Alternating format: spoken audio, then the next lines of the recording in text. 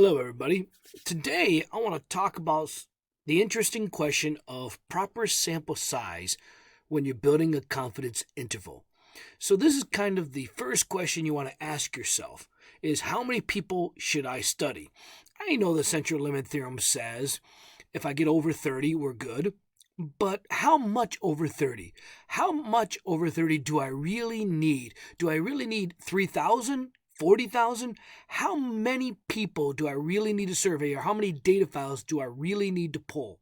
That's very important to me because the more files I pull or the more people I sample is going to cost me more money and more time, and neither of which I have a lot of. Remember, over 30 for both of these, and the assumption for this confidence interval is yes 5, no 5. So we got to ask a question that's a yes and no type of question right here, a binomial type of question. And we want to make sure we get at least 5 people to say yes to the question and 5 people that say no to the question. So what we're looking for, again, is what type of sample size would really work for the specifications I give you. Now, just a minor note. If you read the book, if you read my notes, you will see how I can take the above formula in this back half of the formula right here. This back half of the formula, that's the E, better known as the error, okay? So this is the error. If you set this back half equal to E and take your time and solve it for N, all right, you will be able to see this formula come out. Same thing with that formula. All it is P and pi are replacing each other.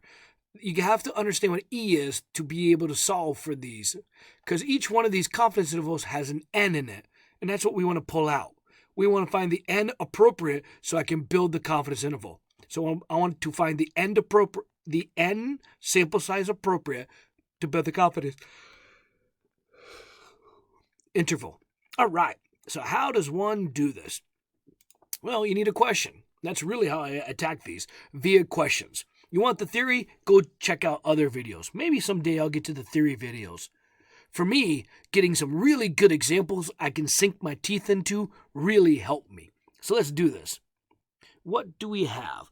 Well, a loan lender would like to approximate the mean credit score of its residents. How many should she sample if the lender wants the margin of error within 20 points and a 90% confidence interval? So first, I notice she wants to approximate the mean credit score. How many should she sample? Please notice this. How many should she sample? You really got to understand the question.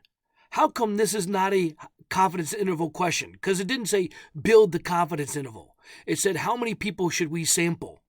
That is a sample size question. That's the first thing. Slow down. Read the question. Once you've got the question in hand, which sample size formula are we talking about? Well, since we're directing our conversation to the mean, then I know the formula we speak of. And here it is. And there are many others. This is the one for the simple mean, if you have one strand of information. So what do I need? I need Z, sigma, and E. Z, sigma, E, and I'll just chuck it into the formula. So I know to do part A, and actually there's no part B there. All I need is Z, sigma, and E, and I can find the formula for N.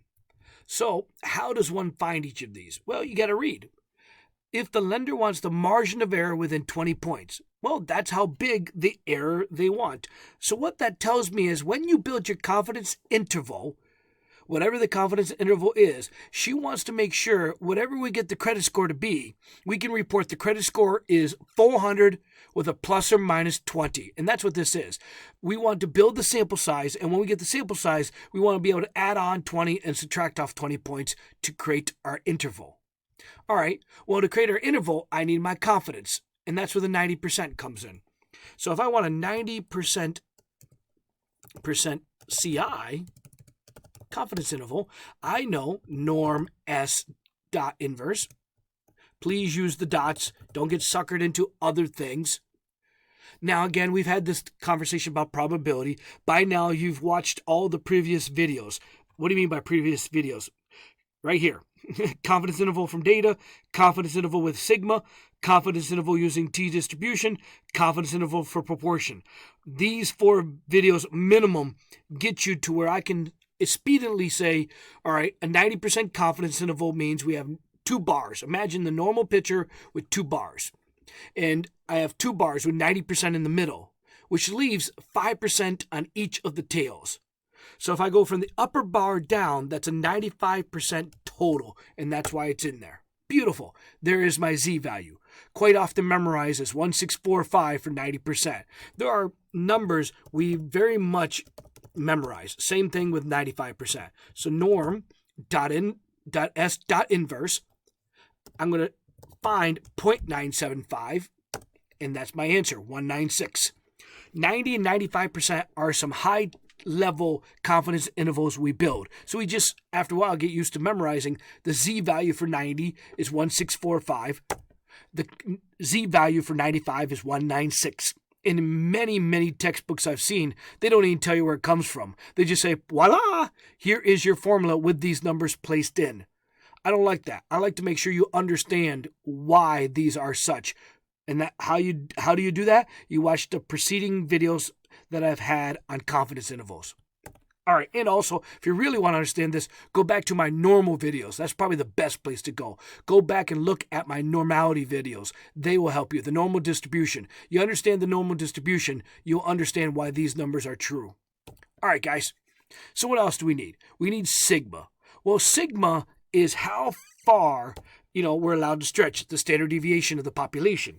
Well, typically you don't have this unless you are repeating a study. If you're repeating a study on credit scores, the loan lender could use the information from a previous year.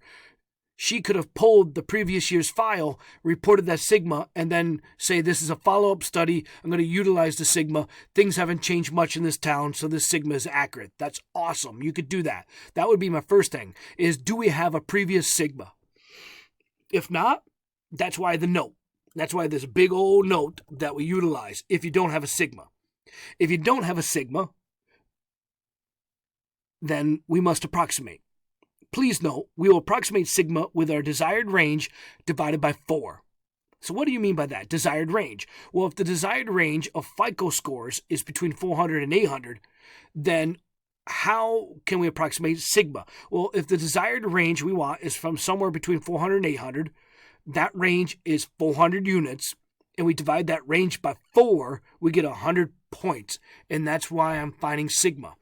And often, cool way to find sigma is to, again, think about the range of your values, your low to your high values that would be acceptable in your project. Then you take that range and divide by 4. And that's how we get a rough estimate for sigma. The best estimate for sigma would be a past study. So again, if this loan lender has been in this town for many years, she hopefully has done a few of these studies. And so she can go back to a previous study. As long as nothing has really changed in the town that could really affect the FICO scores. So we have all 3 of these numbers. It's time to build the formula. What is it? Well, it's equal to z squared times sigma squared divided by n e squared. Let me get my right squares. I'll come back to the formula. Let me just check out the formula sheet one more time. And as in every video, I would ask you just to pause, take a picture of the formulas I'm using. And here we got sample size for the mean. I see z squared times sigma squared over e squared. That's why in Excel, if you pause the video, you'll see what I wrote there. I have written z squared times sigma squared divided by e squared. So there's my sample size. So how many people should we sample? 68 people. I always round up to be safe, all right? I always round up. There are times you could round down if you're really tight on money. But understand, if you round down, you are losing something, all right? And the reason we are looking for the sample size is when I do this study, the central limit theorem states all you need is over 30. Well, how much over 30 is a big discussion? Well, I have a really easy answer. This thing. I know how many I should. 68 people is who I should study in this town. How did I get that? From the fact when you build the confidence interval, you want a specific z-value. That's what this is. So when I build the confidence interval up here, I want a specific z-value. Knocked it off. I want to have an idea for n. I do now. 68. 68 goes in there. If I put 68 in there, the z-value, I'm an idiot. The z-value is over here. All right, so that z-value of 1.64 goes here. The sigma is kind of the wild card. You really would love to have a past study, but if you have some information like the range, you could really get it by taking the range divided by 4 and getting kind of a good estimate. So if you have z, you have sigma, and you make a guess for n, this gives you your error. And tell me how big your error is acceptable will help me decide how big n is. See, n is huge and it's big and is controlled by E. If I change E, for example, let's say I didn't want E, the error, to be 20 points. Let's say I wanted to half that, change it to 10 points. What would happen to N before I even do it? If I did a part B, what happens if we take the error and we want to shrink it to 10 points? All right, what would happen? Let's think about that. We shrink the error to 10 points. What's going to happen to N? Let's go back to the formula. All right, the formula for sample size. If the error gets smaller, the denominator gets smaller. If the denominator gets smaller, the whole darn thing gets bigger. But that makes sense. A smaller error, there's only one way to get a smaller error. Sample more people. Good old logic. So boom, notice we went to 270 people we know how to survey. We went from 68 to 271, because again, I'm rounding up. Wow, that is a huge jump. Almost 4 times the jump. That is from 68 to 270. That is a huge jump. Do we have that many we can readily get? Do we have the time and money to survey all these people? This is what comes into our thinking. Yeah, you might want a tighter interval, but do you have the time and money to get to that many people? If not, go back to where we agreed on. 20 points margin of error. See, when you set down the rules of the game, I can build you the confidence interval no problem. I just need to start with how many people to survey. And the rules of the game are, tell me how much confidence you want. So here's the other thing. What if you want more confidence? What is that going to do with sample size? Let's think about that. If you want more confidence, what is that going to do with sample size? Yes, it's going to go up, because if you want more confidence, you got to sample more people. Not many more, if you notice, 30 more people, and now I get to state I have 95% confidence that I'm going to build this confidence interval. If I can find 97 people, I should be able to build a really nice 95% confidence interval that's really small, a 20-point margin of error. From my boss, I need 2 facts. What's your confidence you're willing to take? And how wide of an error are you willing to give? You tell me the error, you tell me the confidence, and I'll just play games with the numbers. And if this number does not fit in the budget, I'm going to come back to you and say, well, you wanted 97, you wanted a 95% confidence. I need 97 people. That's outside of our budget range. So either give me more money, or are you willing to take 90% confidence and I can get to that number of people?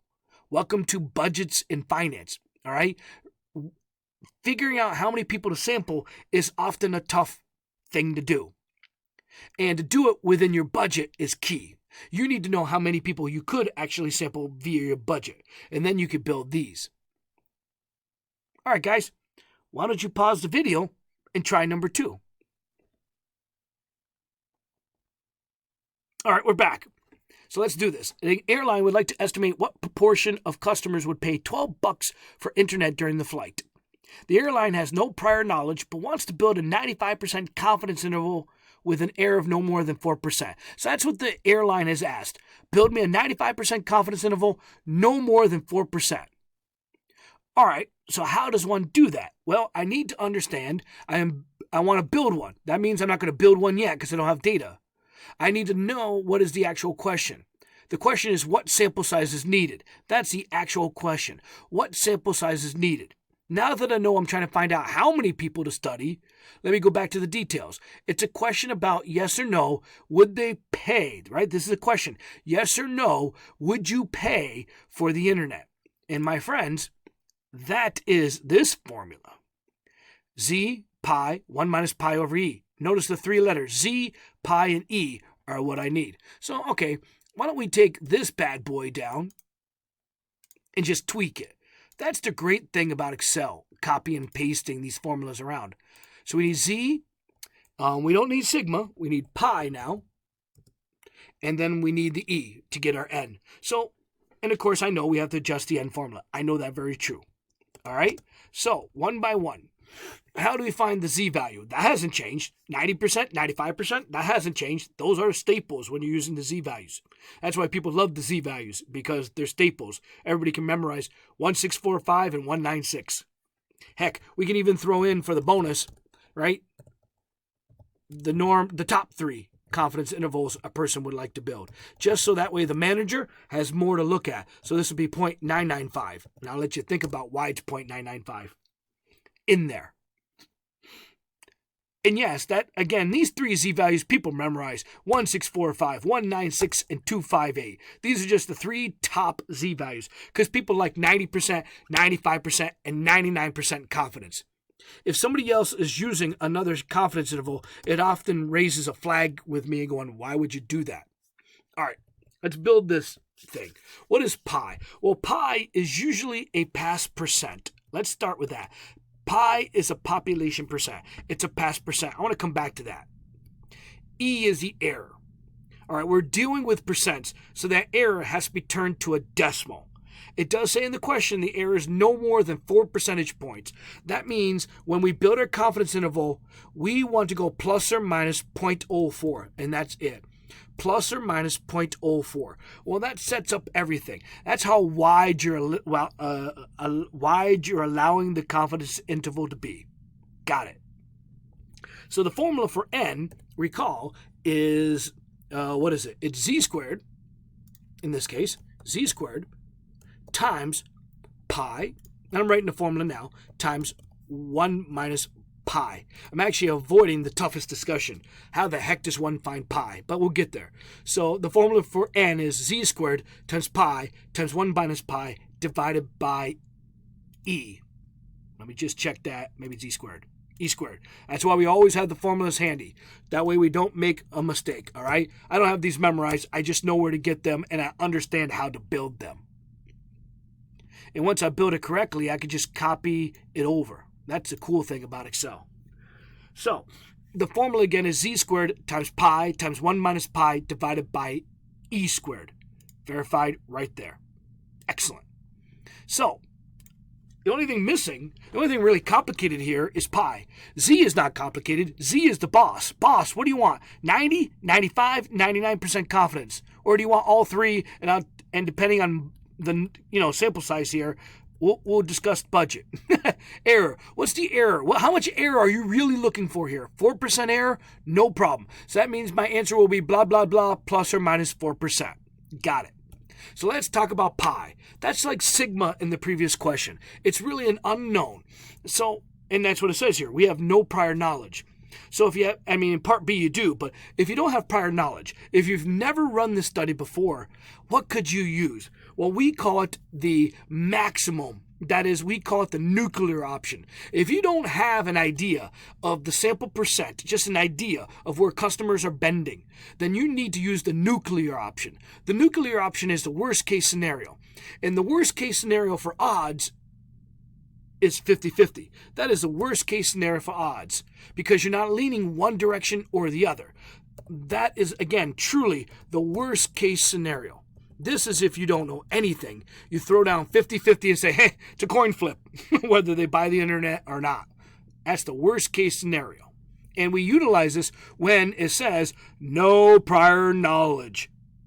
And so we have no prior knowledge. So these are my worst case scenarios. So I can go to the boss and say, hey, you want 90% confidence? I need a sample of 423 people. And then usually I put underneath this, that'll cost you blah. And I'll work up some number, $5 per person, something of that nature. Put a little cost in there when I run my surveys. All right, 601 customers if you want to do this. And 1,030 7 customers if you want me to get here. And of course, I'd run my cost next to each other. You'd have to tell me what your cost is. I'm just making crap up. Let's say my cost is $5 per person. $5 per person. And so then I tell the boss, these are your numbers. Which one are you, what kind of budget you got? You got about $5,200 to give me for the budget? Then I'll do that. And again, I'm just making something up to really drive it home how real life this could be. I'm just charging the company $5 per person because there's always a charge for doing the survey. So I need them to give me $2,000 to run that survey. Get a little dollar sign there.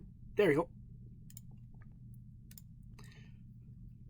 I know part A just says what sample size is needed.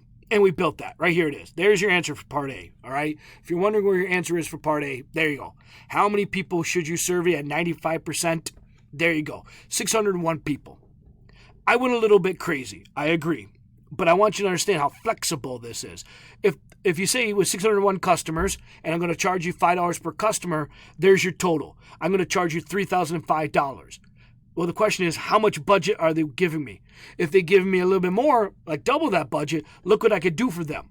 I can say, hey, you want 99% confidence? You want to bring into the board 99% confidence? I got your back. I just need $5,185 because I need to go out and survey $1,037 customers based on the 2 criteria you want, 99% confidence and E, the margin of error. And see, we're using the worst case scenario again. The worst case scenario because of the fact that what we have here is 50-50. Cool. Part B.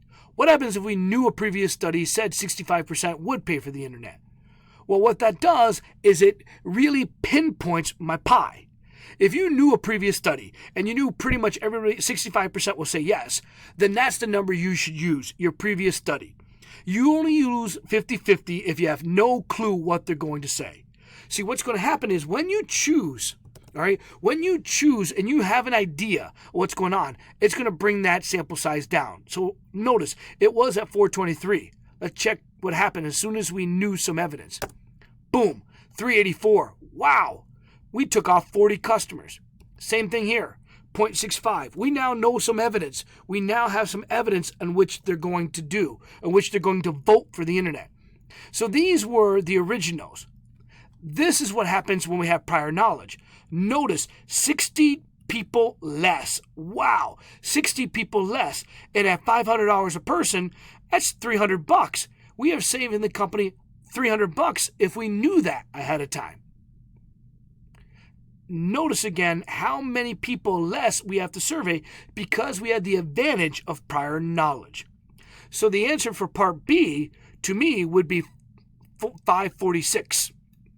All right. So how many people would I do for part B? I would do 547 when I round up. Normally, if I have no clue about my study, I got to use the nuclear option and I would do 601. The big 2 takeaways from example 2. First takeaway, if you want to have more confidence, you're going to have to sample more people, and it will cost you more money. Number 2, if you have some previous information, that's awesome, and it will bring down how many people you need to sample.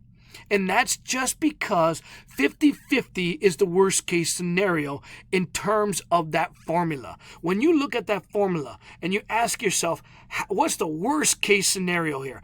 What's the biggest N can be? Well, Z is a confidence interval, so that's controlled. E is sort of controlled. So really the only thing that really is flexible is pi. But pi is counteracted by 1 minus pi. So we're really trying to maximize how big can pi times 1 minus pi be. And the biggest that pi times 1 minus pi can be is when you throw in 1/2 into both. That's the biggest it can be. There is no other pi you can plug in that'll make it bigger. It'll be damn close, but not bigger. Awesome, guys. So, question 2 done. One more time. Quick pause. And try out your question. All right, I'm back. Company wants to know the average spent on medical pay. I already know the formula because how many employees should I survey for confidence interval built on average? Come on now. Confidence interval built on average. I already got this bad boy ready. It's right here. That's the cool thing. Once you've built it once correctly, just copy and paste it. Look at this. We have the 90 and the 95 already. And just for giggles again, right? Build the 99 so you can bring the boss to their knees. I don't care, he or she. You can say, hey, boss, I got your back no matter which one you choose.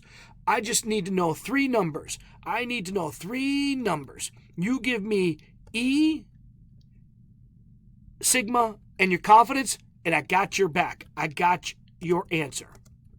So first of all, Z is already given because I'm not even going to ask the boss. I'm going to give the boss 3 answers. I'm going to build 3 confidence intervals, 90, 95, 99, and ask the boss, you choose, boss, based on budgets. Sigma, well, that's usually from a past study. Do we have a past study here? Yes, we do. Please note that from last year, we had a standard deviation on medical pay of $8 per person. That's great to know we had a past study. Now, I'm only going to use the past study if there is nothing major change that could have happened. I mean, think about it. We're in the middle of COVID. So if we're watching this video 5 years from now, yeah, we're in the middle of COVID crisis, 2019, 2020. I should be careful because who knows what's happening. It could be COVID 2025 by the time some people watch this video. I hope not. Anyways, sigma, I hope, is past knowledge. But if something happens and you don't trust the past knowledge, you can go back to example 1, create an acceptable range and divide it by 4. But for now, I got past knowledge.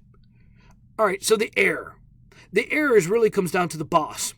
All right, boss, what's your error? In this case, we want money spent, so the error would be how much do you want to be off in dollars? The boss says, well, it'd be nice if I can go and say plus or minus $10. I say, I got your back. Plus or minus $10. That's what you want the error to be. That's the error I will utilize. $10 errors. And so now, if you notice, we already filled in 2 of them. The formula is, Z squared times sigma squared divided by N squared. Sorry, E squared. I keep doing that backwards. So again, the formula, going to my formula sheet, just as a good instructor here, Z squared, sigma squared, divided by E squared. Let's get that right. Let's do it right, guys. And there you go. And round up. And I think, there's a round up function in Excel. Look at that. Round up, boom, and round it up to 1 digit. And that would be rounded up to 1 decimal. So let's get rid of that and make that a 0. I believe that'll round it right up to whole number. Awesome. Round up. Number, 0 means no decimals. And so I'm going to drag this over. Now, what's really cool in the survey, you're telling me all I got to do is grab 3 people? Yep. Now, here's a problem.